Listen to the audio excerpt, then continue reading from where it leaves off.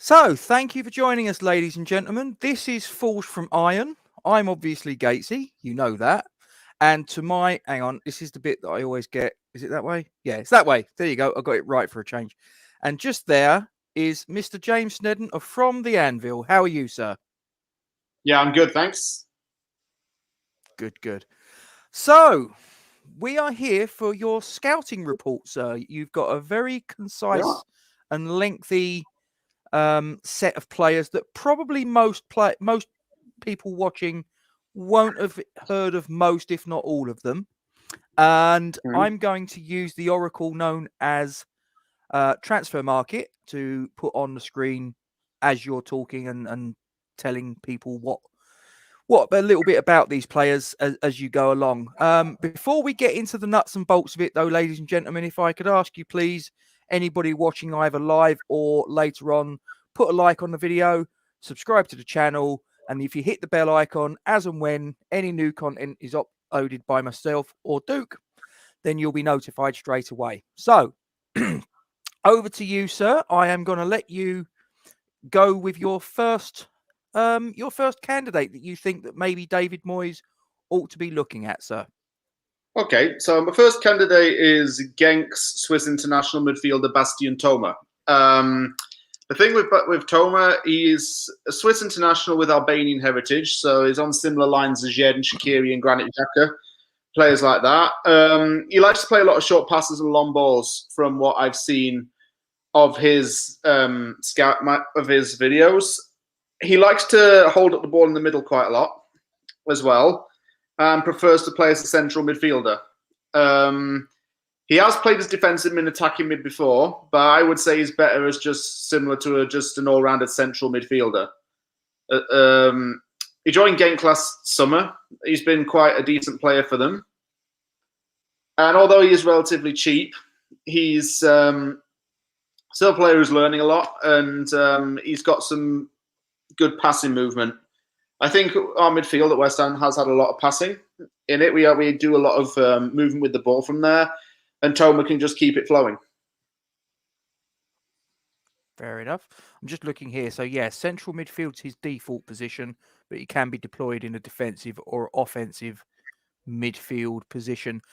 Just looking here, James, it says obviously, and again, I appreciate that this isn't necessarily, a true reflection on things. I get that, but 2.25 million. Do you think that that's a realistic price? Do you think he's probably going to cost a bit more than that wherever he ends up? Probably about 4 million, I would say. He's going to be a relatively cheap player. I'm not saying that we should just get more than the cheap, but I think for what he's worth, and he's still young, and the league that he's playing in, Belgian league's had some good players come out of it. So he's going to be one of them for the future. He's already playing internationally for Switzerland. He's come through the ranks of their national team, and who knows where he can go. I think we need someone who can hold the ball in midfield and make those kind of through passes, and that's what he does a lot of. Okay, so that's player number one of your scouting list. So player number two, James. Who is the second one on your list, sir? It's Matteo Pessina, a 24-year-old central midfielder who plays for Atalanta, who is from Italy. So okay. Matteo Pessina. What does this gentleman? Well, one thing that he grew up supporting Chelsea because he was a big fan of Frank Lampard, and he likes to emulate his game around Frank Lampard. He tends to play in either a 4-2-3-1 or a 3-4-2-1 formation. The 3-4-2-1 suits him a lot better though because it allows him to interlink with the defense a bit. He plays very deeply within the team. He's got decent vision and an accurate movement, and just like Toma, his passing is really good. I read a statistical analysis. He had a pass rate of 86% last season whilst he was playing for Atalanta. And he was being considered for Italy's Euro team this Very impressive. Okay. Again, this is a guy that, according to this, again, is a default position is attacking midfield, but he can also be deployed centrally or defensively. He seems to have been Atalanta, Verona. You know, he's had a couple of little spells here and there around Italy, so he's done the rounds a little bit. So yeah, was he 24 years of age, James? Yep, turned 24 in April. Okay. What do you think that the his main strength is? Would you say, if you had to pick one aspect of his game that you thought was his real strength, what would it be? Do you think? Passing. His passing and his ability to find players with the ball. Fair enough, no problem. Okay, so who's the next one on your hit list then, James? The one that's been mentioned before and people do kind of know of, Yangel Herrera. Mm-hmm. So Yangel Herrera, yeah, he's 23 years old, ladies and gentlemen. He's a 23-year-old Venezuelan who plays for Manchester City as his parent club, but he spent last season on loan at Granada in Spain's La Liga. Mm-hmm. Granada fans have really raved about this guy because I see a lot in him. Well, from what I've seen, I see a lot of good defensive midfielder traits in him. He likes to block at the feet and times tackles with his own movement. He's good at anticipating where the ball's going to go and gets into space to make it, usually ganging around the player in possession of the ball or giving himself at least maybe 2 or 3 second gap between the player before he goes in. He plays lateral to or in front of opposing ball carriers as well, so he's always locking onto players. And while he's not necessarily as box-to-box as Declan Rice or Souček are, Herrera is a blocker. And that's his main characteristic, is his ability to block. Forgive my apparent ignorance, because obviously this guy's a Manchester City player, as you said. Has he made any appearances for Manchester City in a first team game? I don't believe so, no. And that's why he's gone out on loan many times. And I think he needs a club that's going to give him regular game time. Granada's done that. We can give him regular game time at West Ham. It's not a good midfield option. He can play central midfield or defensive midfield as well. I know there's rumours we got Alex Kroll coming in. Herrera would probably then just end up being a central midfielder as opposed to a defensive mid. Transfer market have got him down as 13.5 mil. Fair price, do you think? Yeah, fair price. Yeah, definitely. I wouldn't pay more than 20 mil for him. Absolutely not. Okay, fair enough. No problem. So who is the fourth player on your list of recommendations, please, James? Robert Skov. I think I pronounced his surname correctly. Skov or Skov. Okay. 25-year-old Dane who plays for Hoffenheim in the Bundesliga.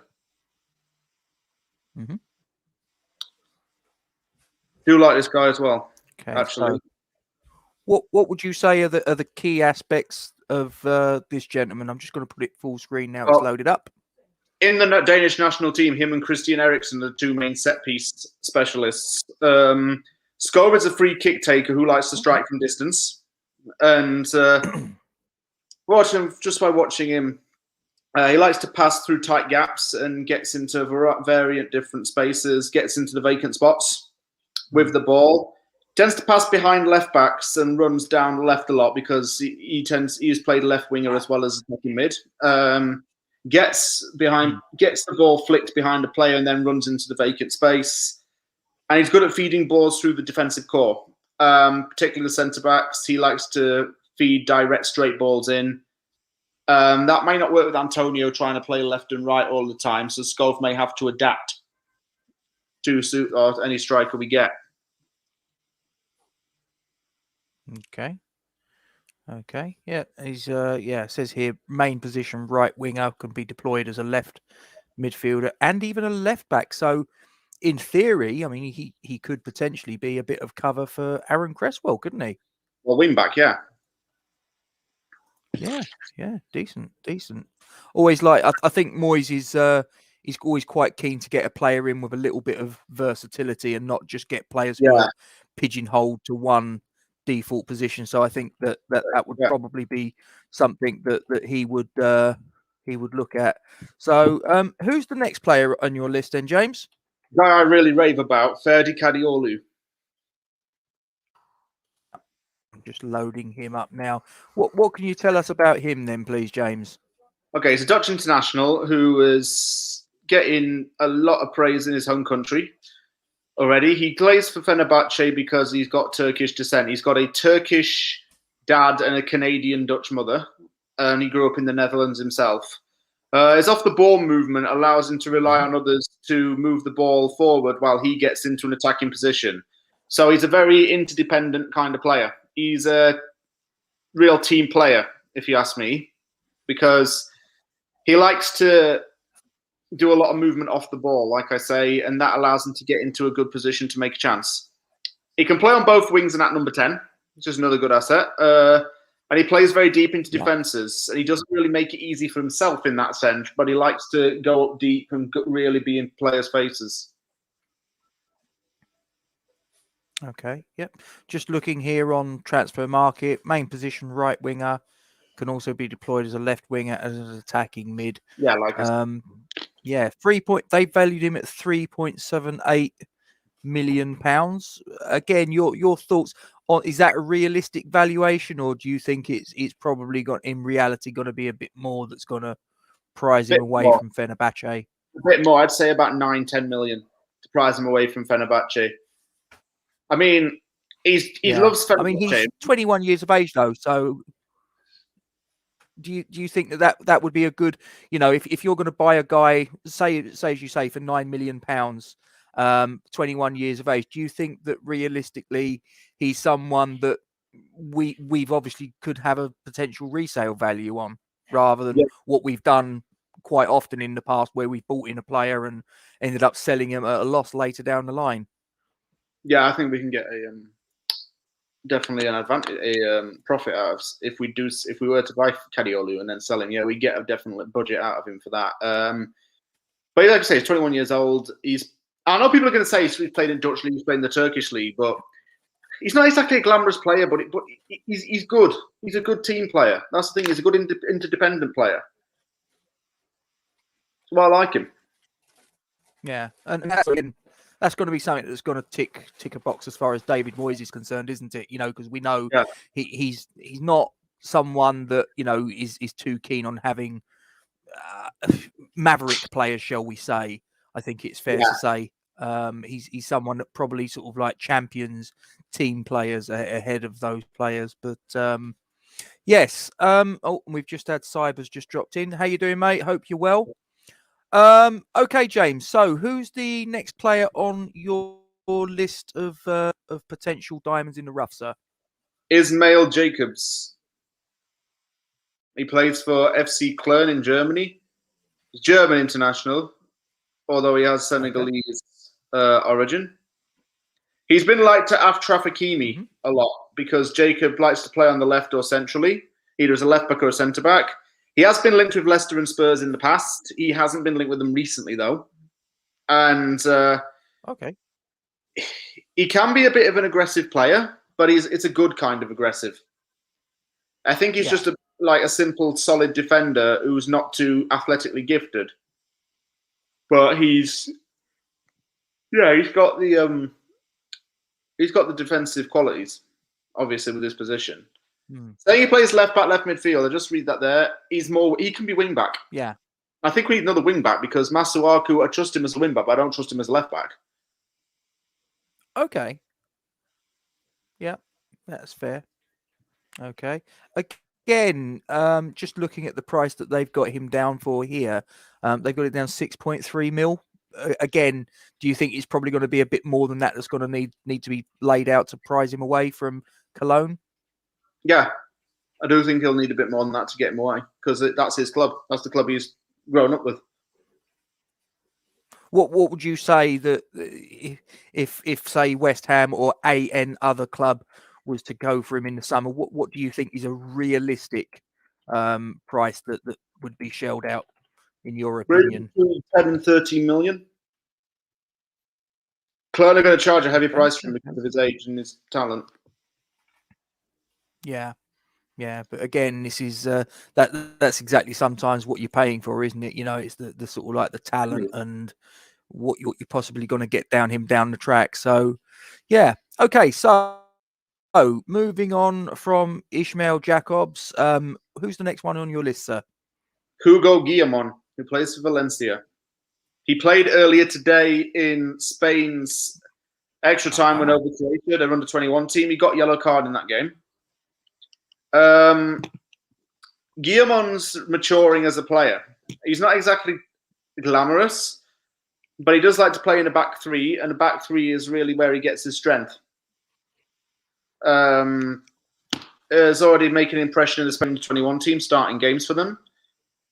And he's had a lot to show. He's struggled to find games really with Valencia because of their starting centre backs, and Javi Gracia didn't really play him a lot.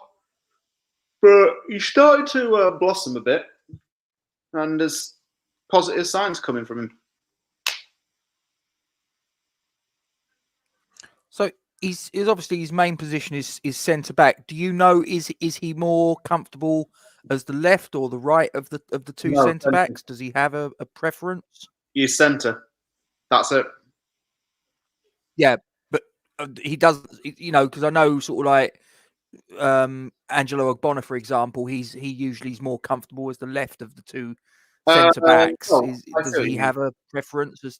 Yeah, he just goes centrally. There's no real left or right with him. He's not real. He's not really a mix and match player. Fair enough, no problem. Now, obviously, we went through these players before we hit live. Now, this next one, we had a little bit of a sort of problem with the spelling. So, I'm going to let you spell. I'm going to let you go with this one. Who's the next one? Roman and you have spelt that right. Yeah, there's like 3 different ways to spell this name. Actually, I'm not sure the Russian spelling is spelled with a Y and it's a little longer, but the same person at the end of the day. That's Roman Igeniev. Yeah. Really love this guy. I've got to tell you. You did a tweet earlier last week, I think it was, about this chap, and I saw the tweet that you put out, and I thought, oh yeah, the stats that you kicked out, it paints him in a very positive light. So put a bit more meat on the bones then for this chap. Before you all say that, when I say what I'm about to say, you're going to say, "Oh, you're jumping the gun here a bit, James." No, I'm not. He reminds me a lot of Declan Rice. This fellow, they have a lot in common. They're both 22 years old. They both had captaincy roles at their respective clubs, and he's got a similar playing style to Declan Rice. While Dec is a box-to-box midfielder, I would more or less say Igeniev is a backline to midfield player, if that makes sense, because he's a strong passer and a strong tackler. His biggest characteristic is that he intercepts balls very well. When set pieces come in, he reads players' bodies and can make a move, judging by player movements. He's intelligent as well. He's tall, which helps. And yeah, he's a good player. I like him as centre back. I think he sees a lot of what we see in Dec. Okay. Again, looking at the transfer market valuation of 3.6 mil, I rather suspect that's not going to be enough to prize him away from his parent club, Dynamo Moscow. Or what are your thoughts? Because his contracts, he's actually, you're looking at it, he's only got a year left on his contract anyway, so that actually might go in our favour. Yeah, I'd pay about 7 mil for him. Honestly, I don't see him being over 10 mil. Not with 1 year left on his contract, and I won't spend ridiculous money. The thing with all these players, they're not ridiculous money players. Like Suchet wasn't ridiculous money. Bowen wasn't stinking money. Even Mikel Antonio wasn't stinking tons of money. I say he was still 7 mil. We got best value out of him. That's correct. With all this Evgenia, we could get good value out of him. Like I say, he's like basically Russian Basmati Billy Bonds, or should I say the Bolshevik Basmati Billy Bonds? Can I get rid of that? Bolshevik Bonds. There you go. That's one way of describing him. So, who's the next one on your list of recommendations then, James? We're staying in Eastern Europe. Mikola Matvienko. This is him here, ladies and gentlemen. That is him. So sell him to me, James. Okay. When he first joined Shakhtar Donetsk, he was actually tempted. He came through their academy. He was tempted to leave the club because around the time of him signing his pro deal, the war broke out in the Donbass area in Ukraine with the Russians and the Ukrainian opposition forces. So his town was completely destroyed by Russians. And then he moved to Kiev, and he was contemplating moving to another part of Europe to progress. He stayed with Shakhtar Donetsk and is now based in Ukraine. Sorry, in Kiev. And by staying in Ukraine, it's actually helped his career a lot. He's a left footer who's a very good attacking left back. He likes to spend a lot of time in the box, and particularly after a corner's come in, he's usually in the box quite deep and makes little crosses during set pieces, and little assists during deflected crosses from the box. He's got as well a good at staying on his feet, and he can run a little bit too. Spurs have been interested in Matvienko in the past, and do I see him as an upgrade on Reguilon? No. Do I see him as a backup for Reguilon? Maybe. But I wouldn't see how Matvienko would fit into Spurs' team, because they've already got a good attacking left-back in Reguilon. Matvienko will just be left out probably to dry on the bench. So if he came to us, I think he'd get game time for a start. He'd be a good backup to Arthur and Cress. And he'd be that kind of, attacking, free-flowing player that Moyes likes. Yeah, and I see you can also play at right back, it said on the blurb. Occasionally. As well as left back. Is that correct? It is, yeah. You say he's more adept on the left side. Yeah, well, he's left-footed. So. Cool. Good. Okay, who's the next one on the list then, James? Nuno Tavares. This one can go in our favour. Sell him to me. He's friends with Meseke Zhu and Zandy Silva. Okay. Look, as a look him here, I'll just go full screen with this. Yeah. So that's Nuno Tavares. Is a left back naturally, but he plays more like an attacker, really. His trickery, pace, and technical skill are all there. He's very composed and balanced. He was actually considered the fastest player in Portugal's top flight last season. They did a dash test on him, and he came out fastest. Yeah, doesn't get beaten in one-on-ones very easily. Lets players come into him so that he can get the ball out off him. His crossing rate's a little bit better than Cresswell, and he passes a bit more of the ball than Masuaku. Okay. Yeah, no. Pace, I think, is something that's a premium in the modern game. I mean, if you're saying he's at least one of the quickest players in the Portuguese league, I think that's definitely something that you want to try and get in your team is pace, because that's always a beneficial thing to have. Just looking here, 14 appearances in the league last season for Lisbon. 6.3 million. Again, your thoughts on that? You think he's probably going to need a bit more to prize him away from his parent club? Teeny bit more, but I would say maybe just 8 million to be honest with you, because still a young player. I'd say with all these players, I don't want stupid money spent on them. But yeah, no, yeah, fair enough. Okay, so next one on the list, sir. Guy hyped about in the country that I'm living in, Sile Larin. Now this guy's been mentioned, linked with us in the past, I do believe. Is that correct? That is correct. So 2 Canadians play for the Besiktas team. Tell me a little bit more about him, James. So 2 Canadians play for Besiktas in the Turkish Super League, which is Atiba Hutchison and Sile Larin.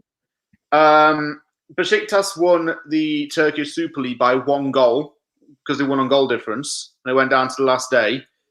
Besiktas won that on the last day. I think he's won 2 league titles with Besiktas. He has a 2-to-1 goal per game ratio. Had 19 goals in 38 appearances for Besiktas last season, and that included back in January 4 goals in 1 game. He's an aerial forward. Nice. He's a goal poacher. He He is a starting player because of how good he is. 19 goals and 6 assists, like I say. It does say he's a left winger, but he's more centre forward. He's deployed as a centre forward in Senol Gunez's team. Yeah, so I know a lot about him, and he has been linked with us before. I think he's really made Besiktas his home there. He's loved by the Besiktas fans, making a big impression in Turkey. And again, people are going to say, "Oh, it's Turkey," but he's on the up. Yeah, I mean, what would you say his main attribute as a striker? Is it his finishing? Is it his pace, his strength, or a combination of all of these things? I have two. It's his finishing and his instinct. Yeah, that's something you can't really teach. Yeah, he just naturally just knows where it's going to go. You can't teach instinct. You can teach finishing. You can't teach instinct. You can't teach the psychological side of it. But he knows it. Okay, and I believe there's one more player on the list, and again, this one's a bit of a tongue twister. We shall try. Sasha Kalajic. If anyone here is like Serbian and can help, or Eastern European and can help us out, I've heard about a bit of this fella. Let's call him Sasha. There we go. Yeah, that's nice. Not complicate it. Hey, Sasha. Yeah. So, tell me a little bit about. So our mate Sasha is Austrian. He's 23 and he plays for Stuttgart. Similar to Marko Arnautovic in terms of his ethnic background. Oh, nice quiff on him. 6'5", and he's the tallest player in the Bundesliga. So what are we gonna nickname him? I don't know. The that lanky the Austrian Peter Crouch. Yeah, I guess. He's involved in 33 appearances, I see. Sorry? 33 appearances, 16 goals, 6 assists. That's pretty tidy going, really, isn't it? Yeah, I mean, he just says he's a striker, but he says there's a need. He feels a need to be involved in the midfield a lot and playing in the attacking zone. So he's not solely a striker. He's more of a mix between midfield and centre forward. Mainly centre forward, though. One thing that we'll really love at West Ham is the counter-attacking system, because that's where he thrives. In space. And 16 goal last season, like you said, pretty tidy. Unique in how he thinks. He thinks more central to forward. And unlike Antonio, who likes to switch between the left and right, and never go straight, Sasha just goes straight. So I can't say his name. That's cool. I don't think a lot of people can, probably outside of his family, in fairness. I mean, I've heard about this fella, and someone said to me that for a guy of his size, he's actually surprisingly mobile. Yeah, he is. That sounds... Okay.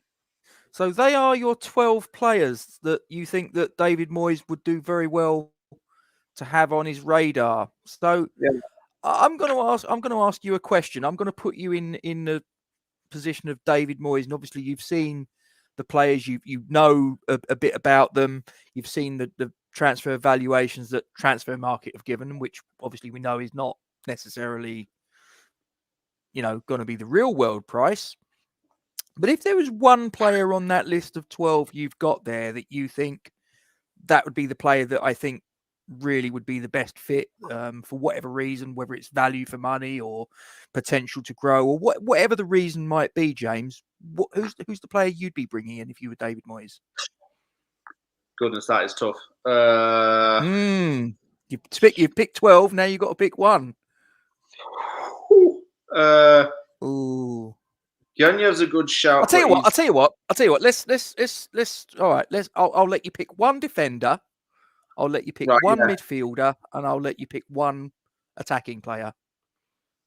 Right, defender Roman Yevgenyev. Okay, and what's the reason that he wins ahead of the others, in your opinion? He's a solid player. He's got leadership quality. He likes to dribble from his defensive line to the midfield. Acts as a makeshift defensive mid when he can, and he's a very strong tackler. And he's young and can be developed. You'll see him in the Euros. I'll keep an eye out for this fella. So midfielder. So who's the midfielder that you'd pick if you could only pick one? I would have to say Kadiolu for that. Okay. Again, reasons? Reason being, like I say, is off the ball movement. And he's just an interdependent player. He's a team player. Really. He's not going to wow you. He's not going to make you get off your seat, but he's going to graft. He's going to graft. Okay. And a forward. One forward. If you could pick one forward, who are you going for? Sasha. And again, what's your reasoning for that, James? Very mobile player for height department, can head balls, score a variety of goals, counter-attacks. Would be good in our counter-attacking system. 16 goals and 6 assists last season in 33 games. Good stats, so can't go wrong with him. Got to say, yeah. I've read up a little bit about this fella, and when you presented the list to me before we went live, and he was the one that you mentioned, I was like, oh yes, yeah. I would quite like to see. I think David Moyes would make a player out of him. To be fair, so, and I love the fact that all of these guys are sort of like fairly young.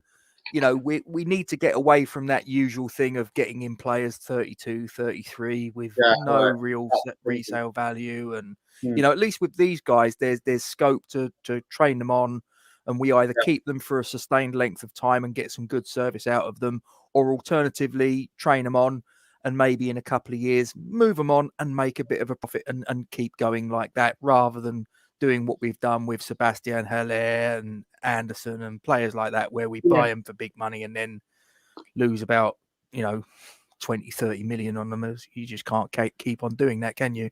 No.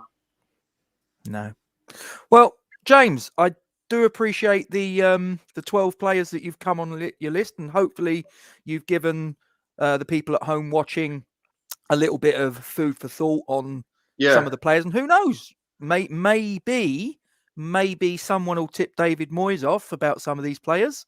I want that. And it could be that it's all come from you, mate. I've made me director of football. Seriously. There you go. That's a plea, Mr. Moyes. Come and get me. That's a come and get me plea. I'll scout welfare. There you go. Well, guys, those of you that have been in the live chat and have been obviously jumping in with your comments, thank you very much indeed for joining us. I'm going to do my usual shout out to this young lady, though. I'm not going to, if I bore you guys again, tough. You're just going to have to get used to it, because this little girl needs your help, my help, and everybody's help that is watching this stream either live or at time of their choosing. This young girl is fighting for her life. Her name is Isla Caton. She is 6 years of age.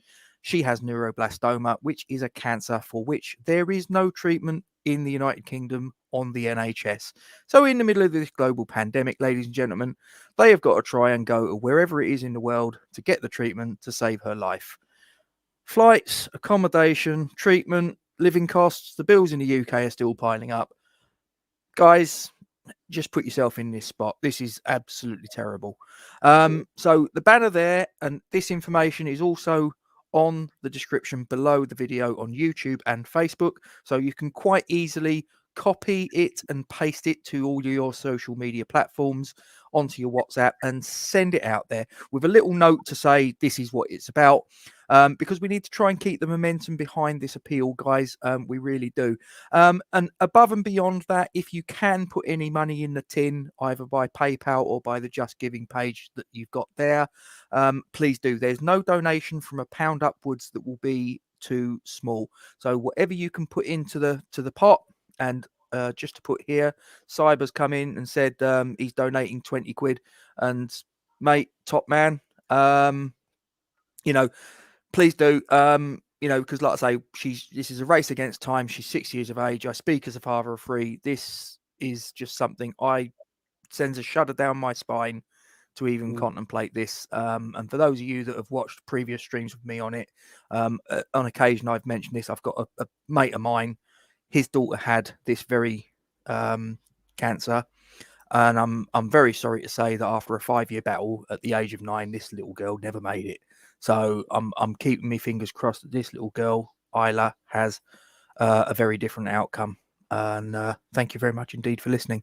And guys, those of you that are watching, as I say, again, if you haven't already done so, please drop a like on the video. Subscribe to the YouTube channel if you haven't already done so. Hit the bell icon so you'll be notified of any new content as and when Duke and I upload it. Also in the description below the video, ladies and gentlemen, James also has a YouTube channel. I've put the link for that in the description below. And James, do you want to give your social media platforms and whatnot a plug? So it's From the Anvil WHU across Twitter and Instagram. That's From the Anvil WHU.